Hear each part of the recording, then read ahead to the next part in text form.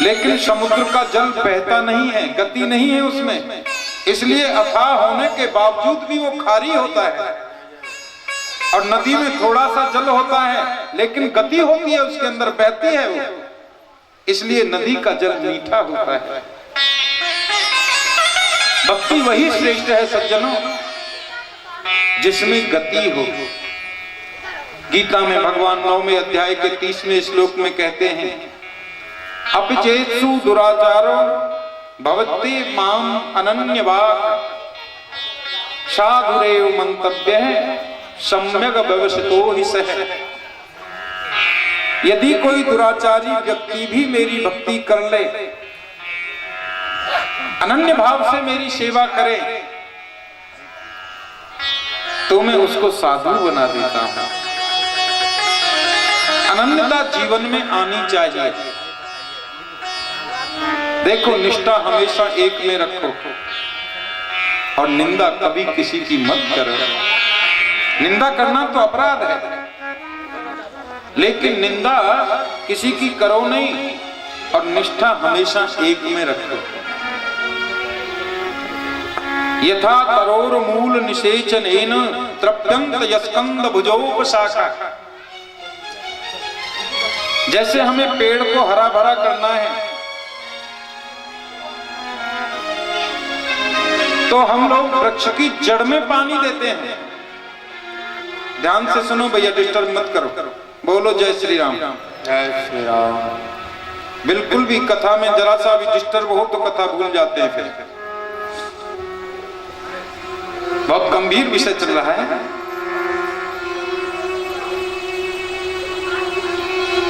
और कभी कभी तो बैठने वालों से ज्यादा संभालने वाले जो है वो शोर मचा देते हैं। हाँ,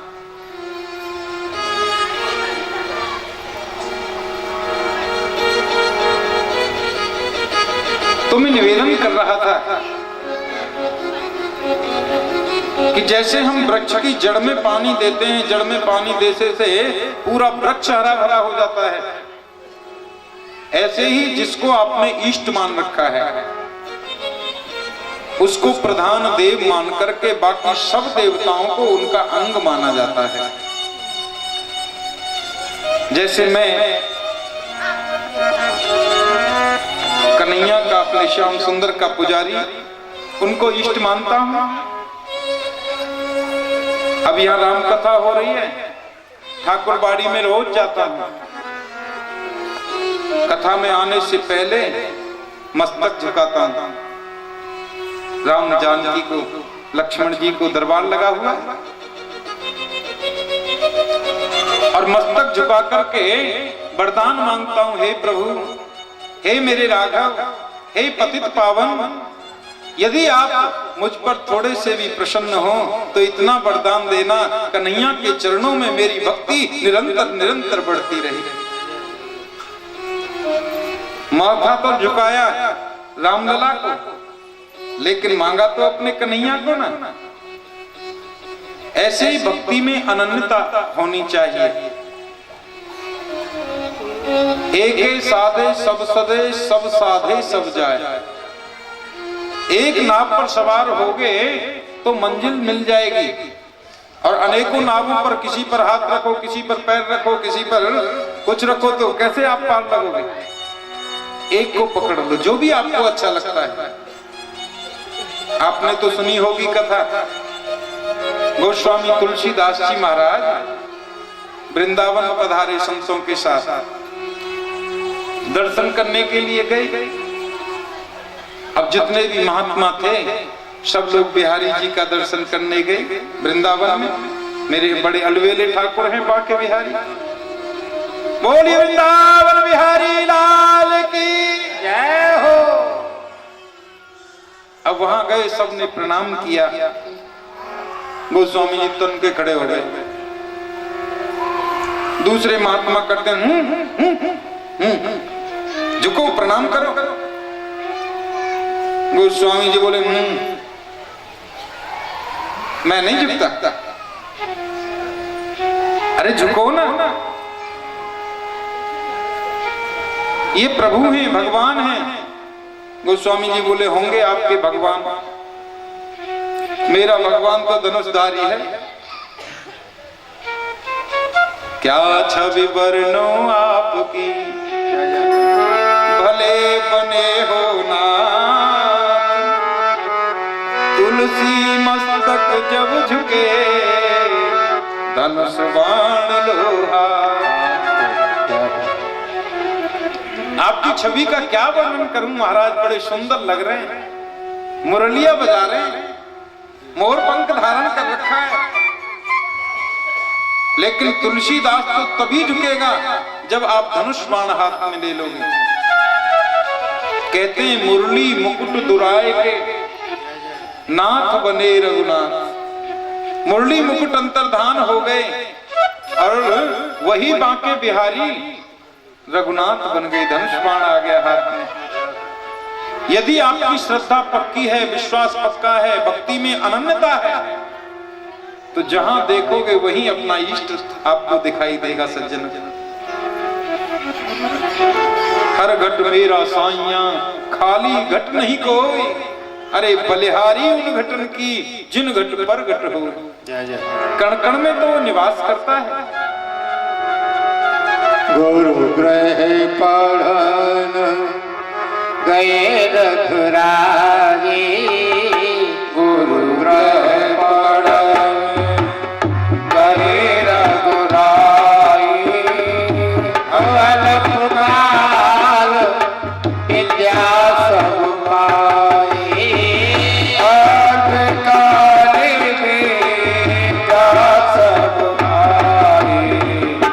जाके सहज श्वास श्रुति चारी, जाके सहज श्वास श्रुति चारी।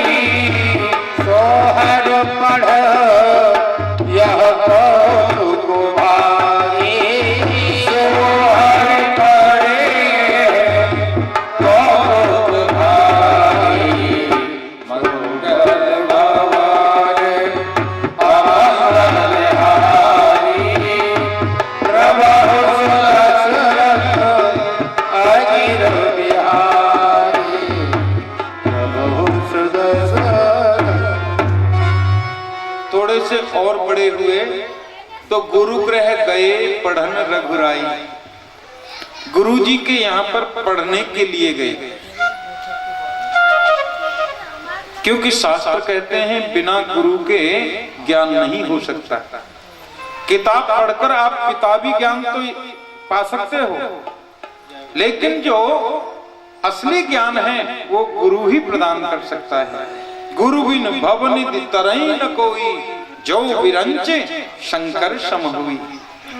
बिना गुरु के कल्याण हो ही नहीं सकता। इसलिए गुरु के आश्रम में पढ़ने के लिए पधारे। जाकी सहज श्वास श्रुति चारी, भगवान के श्वास से चारों वेद प्रकट होते हैं, लेकिन लीला में वो भी पढ़ने के लिए जा रहे हैं। कि पारस के परसन ते, पारस के परसन ते, कंचन भई तलवार। तुलसी तीनों ना गए, मार धार आकाश। किताबी ज्ञान से आप जानकारी हासिल कर सकते हो। आप पारसमणि को किसी तलवार से छुआ दो तो वो तलवार सोने की तो हो सकती है, लेकिन उसका स्वभाव नहीं बदल सकता। स्वभाव बदलना जरूरी है। मार धार आकार तीनों वही रहे उसके। सोने की है तो क्या हुआ। इसलिए गुरु जीवन में जरूरी है, वो ज्ञान प्रदान करता है।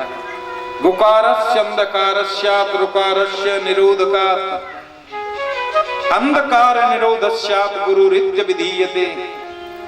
गा माने अंधकार, रा माने प्रकाश। जो हमारे जीवन में अज्ञान रूपी अंधकार को निकालकर ज्ञान रूपी प्रकाश भर दे, वही तो गुरु है। कहते ज्ञान हथौड़ा हाथ ले, सदगुरु मिला सुनार, तुलसी तीनों मिट गए, धार मार आकार। इसलिए गुरु की जीवन में बहुत उपयोगिता है। राम जी ने गुरु बनाए और अल्प काल में ही समस्त विद्याओं का अध्ययन कर लिया। विद्या तो खुद विद्या निधि है, उनके लिए क्या विद्या अध्ययन करना है, लेकिन लीला है, माया है, दिखाना है लोगों को, अपने अवतार के माध्यम से लोगों को शिक्षा देनी है। राम जी ने अनेकों सेतु बांधे हैं। पहला सेतु तो ये बांधा कि वशिष्ठ और विश्वामित्र, इन दोनों का आपस में आना जाना बोलना चालना नहीं था। भगवान ने दोनों का मिलन कराया। दूसरा सेतु ये बांधा, कितने राजा हुए दुनिया में, किसी ने भी रावण का प्रतिकार नहीं किया, विरोध नहीं किया। रावण दुष्ट था, दुराचारी था, अत्याचारी था, लेकिन महाराज दशरथ की भी ये हिम्मत तो नहीं हुई कि वो रावण का विरोध कर सके। जनक जी की भी ये हिम्मत नहीं हुई कि वो रावण का विरोध कर सके। मेरे राम जी ने ये काम किया। अनेकों सेतुओं को बांधा। वनवास काल में मेरे प्रभु गए, जो कोल भील किरात लोग 3-3 महीने तक नहाते ही नहीं थे, समाज की मुख्य धारा से जो एकदम कट चुके थे, दुनिया के लोग जिनको दुत्कार देते थे, राम जी ने उनको अपने गले से लगाया।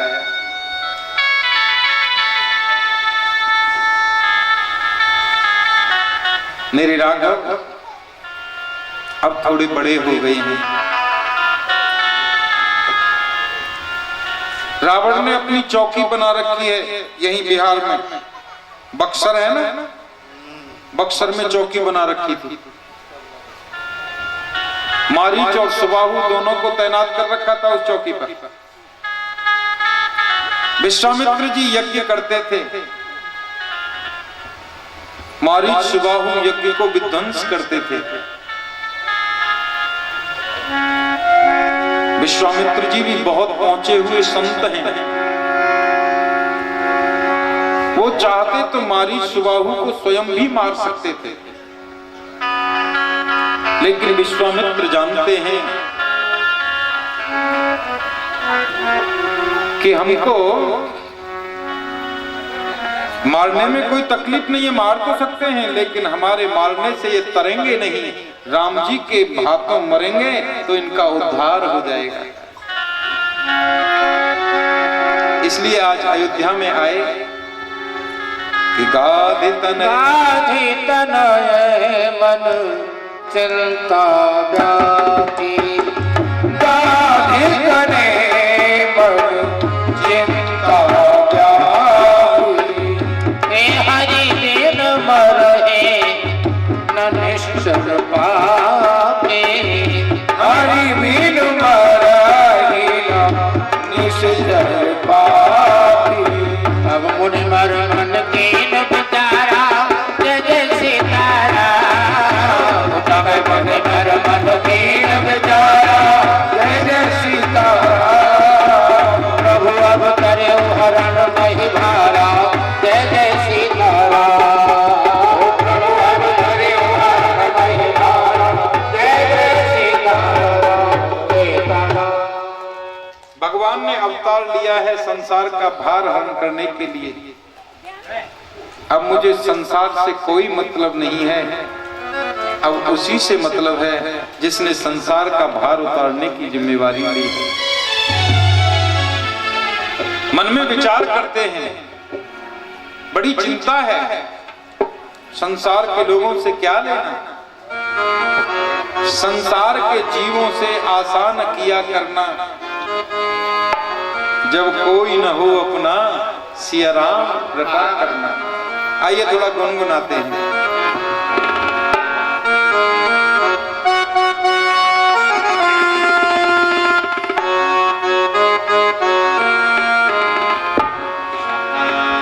संसार के जीवों से आसान किया करना, संसार के जीवों से सभी गाओ, आसान किया करना। संसार के जीवों से आसान किया करना, संसार